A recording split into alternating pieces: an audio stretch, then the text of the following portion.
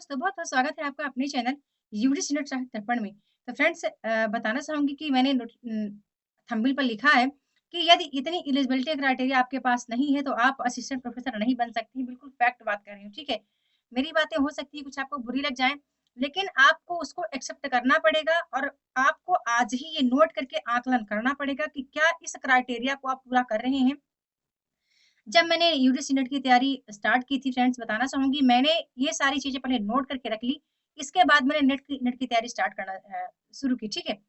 फिर अब बताना चाहूँगी कल एक नोटिस जारी हुआ है उसको बिल्कुल आप अवॉइड करो। उसका कोई मतलब नहीं है कि उन्होंने लिख दिया कि 2023 तक अभी पीएचडी अनिवार्य नहीं है असिस्टेंट प्रोफेसर बनने के लिए। इसका कोई कोई मतलब नहीं है, है ना? कि मतलब देखो जब तक पीएचडी नहीं होगा तो फ्रेंड्स बहुत मुश्किल है असिस्टेंट प्रोफेसर बनना। मैं आपको सच बात बता दूँ। भले ही ये लोग जारी कर देते हैं ऐसा कोई भी नोटिफ़िकेशन, उसका कोई मतलब नहीं है। सबसे पहले आप ये देखो कि का क्या ग्रेजुएशन में आपका 80 से ऊपर मार्क्स आ रहा है, यदि 80 से ऊपर आ रहा है तो आपको 15 मार्क्स मिलेंगे। यदि 60 से ऊपर आ रहा है, 60 से 80 के बीच में है तो 13 मार्क्स मिलेंगे। 55 से 60 के बीच में है तो आपको 10 मार्क्स मिलेंगे। ठीक है, नोट कर लीजिए। यदि पीजी में आपका देखो ये ग्रेजुएशन का बता दी, पीजी में यदि आपका 80 से ऊपर है तो 28 मार्क्स है ना? जब आपका मेरिट बनेगा, मेरिट लिस्ट में आपको लिया जाएगा, तो ये चीज़ें पहले देखनी पड़ेगी, ठीक है? तो इसको आप देख लो, जो लोग पहली बार जुड़ रहे हैं, वो वीडियो को लाइक कर दें, चैनल को सब्सक्राइब कर लें, शेयर भी कर लें और इसको नोट करते चले जाएँ, ठीक है? पीजी में 80 से ऊपर है तो 28 मार्क्स, 60 से 80 के बीच में है तो 25 मार्क्स, 55 से 60 है तो 20 मार्क्स, ठीक है? 20 नंबर, है ना? फिर इसके बाद माफ़ कीजिएगा एमफिल की बात नहीं कर रही हूँ। एमफिल के 7 से 5 मार्क्स दिए जाते हैं, लेकिन एमफिल की बात मैं नहीं कर रही हूँ, पीएचडी पर आते हैं। पीएचडी के 30 मार्क्स दिए जाते हैं। अब सोचो, पीएचडी के 30 मार्क्स हो गए, साथ ही साथ आपके नेट के 5 मार्क्स, जेआरएफ है, नेट जेआरएफ दोनों है तो 7 मार्क्स, ठीक है? कितने हो गए? रिसर्च पेपर का यदि रिसर्च पब्लिकेशन भी आपने किया है, तो 10 मार्क्स इसका हो गया और टीचिंग एक्सपीरियंस का 10 मार्क्स हो गया, ठीक है? इतनी हो गई, यदि आपने वीडियो को नहीं देखा तो एक बार फिर से रिवाइज़ कर लीजिए और फिर से देख लीजिए, गौर से सुन लीजिए और उसको नोट कीजिए। क्या इतनी एलिजिबिलिटी क्राइटेरिया आपके पास है? कौन-कौन सी नहीं है आपके पास? मार्क्स मैंने ऑलरेडी बता दिए, क्या-क्या चाहिए, है ना? अब मैं आपको बता दूँ फ्रेंड्स, यदि आपके पास नेट जेआरएफ हो भी जाता है ना, तो भी आप पीएचडी यदि नहीं करते हैं, तो भी आप असिस्टेंट प्रोफेसर नहीं बन पाएँगे। नहीं बन पाएँगे, बनेंगे कब? दूसरा रास्ता बता देती हूँ। यदि आप नेट जेआरएफ हैं, आप MP PSC, UP PSC, Haryana PSC, RPSC जिस स्टेट के हैं, वहाँ का आप असिस्टेंट प्रोफेसर एग्ज़ाम क्वालीफाई करते हैं। पब्लिक सर्विस कमीशन के तहत जो एग्ज़ाम लिया जाता है आपके स्टेट में यदि उसको क्वालीफाई करते हैं, तो वहाँ पर पीएचडी अनिवार्य नहीं है। आप पदोन्नति के लिए पीएचडी कर सकते हैं। बाकी यदि आज मैंने जो बताया कि पीजी में आपका इतना होना चाहिए, ग्रेजुएशन में आपके इतने मार्क्स होने चाहिए, आपके पास पीएचडी होना चाहिए, नेट आपका इतना होना चाहिए, आपके पास रिसर्च पेपर है तो, आपके पास टीचिंग एक्सपीरियंस है तो, इतना सब कुछ यदि आपके पास है तो ही आप कोशिश करो कि आप इंटरव्यू तक आप जा पाओगे।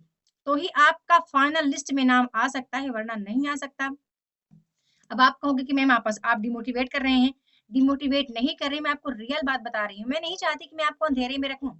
मैं झूठा कुछ लिख दूँ, यहाँ पर लिख दूँ कि अभी पीएचडी के लिए अनिवार्यता समाप्त हो गई और लाइफ टाइम तक के लिए, है ना? कई लोग मैं देखती हूँ ऐसा लिखते हैं, फिर अंदर कुछ और बात बताते हैं, तो वो चीज़ें मैं नहीं बता सकती।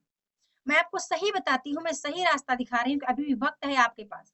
अभी टाइम है जहाँ कहीं यदि आप चाहते हो कि आपकी सैलरी पर मंथ 60 से 70 हज़ार ही हो, 1 डेढ़ लाख रुपए ही हो, तो कुछ चीज़ें आपको हार्ड वर्क करनी पड़ेंगी।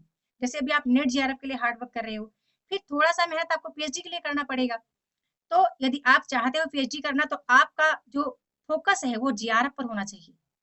जेआरएफ करो, जेआरएफ करोगे ना तो आप 2 चीज़ें आपको फ़ायदा होगी, एक तो पीएचडी करोगे तो आपको 35,000 40,000 हर महीने फेलोशिप मिलेगी। आपको पता है कि प्रधानमंत्री जी ने 50,000 प्रति मंथ फेलोशिप देने का के लिए अनाउंस भी किया है। तो वो चीज़ें आपकी सूल होती चली जाएँगी, तो ज़्यादा कठिन नहीं है। अभी टाइम है, अभी जो टाइम है 1 महीने का इस पर आप फ़ोकस कर लो, तो कहीं न कहीं आप वहाँ तक पहुँच सकते हो।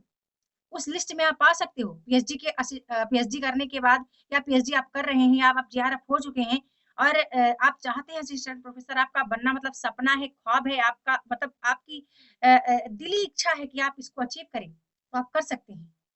लेकिन कोई ये कहे कि बिना पीएचडी के आप नेट के बेस पर फ्रेंड्स असिस्टेंट प्रोफेसर बनेंगे, तो मुझे नहीं लगता कि 30 नंबर कहीं से आपके बोनस मार्क्स आपको कहीं और से मिल सकते हैं, नहीं मिल सकते। 30 मार्क्स 30 नंबर बहुत होते हैं। नेट का आपको पता है केवल 5 से 7 नंबर दिया जा रहा है नेट जेआरएफ का, है ना? यदि उस लिस्ट में कोई और है पीएचडी वाला तो उसका नाम आएगा, आपका नाम कभी नहीं आएगा। ठीक है, तो अभी फ़ोकस क्या करना है? फ़ोकस करना है टोटली जेआरएफ पर, है ना? नेट नेट की डिग्री आपको मिलेगी ही, नेट का आपको सर्टिफ़िकेट मिलेगा ही, साथ ही आपको जेआरएफ का भी आपको मिलना चाहिए। ऐसा करो, इसके बाद जैसे ही आपके स्टेट का पीएचडी का आएगा, आप पीएचडी के लिए फॉर्म भर देना और साथ ही साथ आपका जेआरएफ रहेगा तो आपको फेलोशिप भी थोड़ी-सी मेहनत करनी पड़ेगी 4-6 महीने, इसके बाद 4-6 महीने के बाद फेलोशिप आनी स्टार्ट हो जाती है।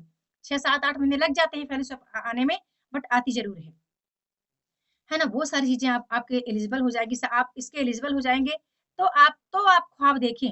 बाकी नेट जेआरएफ होने के बाद यदि आप अपने यहाँ का पब्लिक सर्विस कमीशन क्वालीफाई करने के योग्य हैं, आप योग्यता रखते हैं, आप में सामर्थ्य है, तो भी आप बन सकते हैं। अन्यथा मतलब आप सोचिए कि आप ऐसे ही मार्क्स लेकर के या ऐसे ही बन जाएँगे तो बहुत मुश्किल है फ्रेंड्स, बहुत मुश्किल है।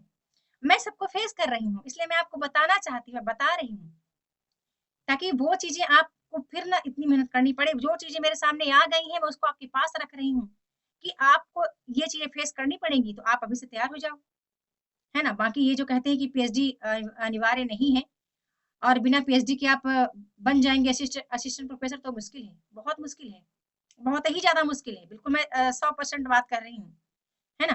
तो उम्मीद करती हूँ कुछ लोगों को बुरा लगा होगा, बुरा नहीं लगना चाहिए मित्रों। मैं एक बड़ी बहन की तरह यहाँ पर हूँ यूट्यूब पर, आपको काफ़ी अच्छी चीज़ें बताती रहती हूँ।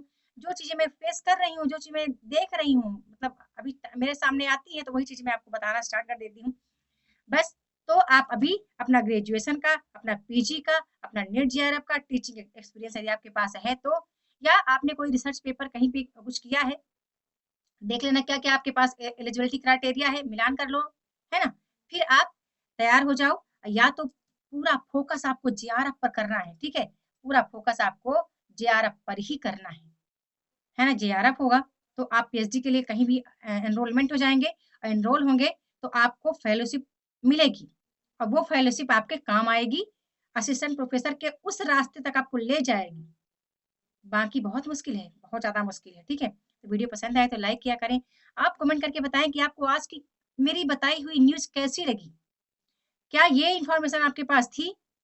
यदि थी तो बहुत अच्छा है, नहीं थी तो आप बताना मुझे कि क्या आपके काम की चीज़ है जो मैंने बताई है और मैं आपको फैक्ट बात कह दूँ, बिल्कुल 100% की पीएचडी आपको करना पड़ेगा, मैं आपको किसी धोखे में नहीं रखना चाहती। या तो आपके पास पीएचडी होना चाहिए, आप या तो आपके पास अपने स्टेट का पब्लिक सर्विस कमीशन पास करने की सामर्थ्य होनी चाहिए, तो ही आप असिस्टेंट प्रोफेसर बन सकते हैं, अन्यथा बहुत मुश्किल है।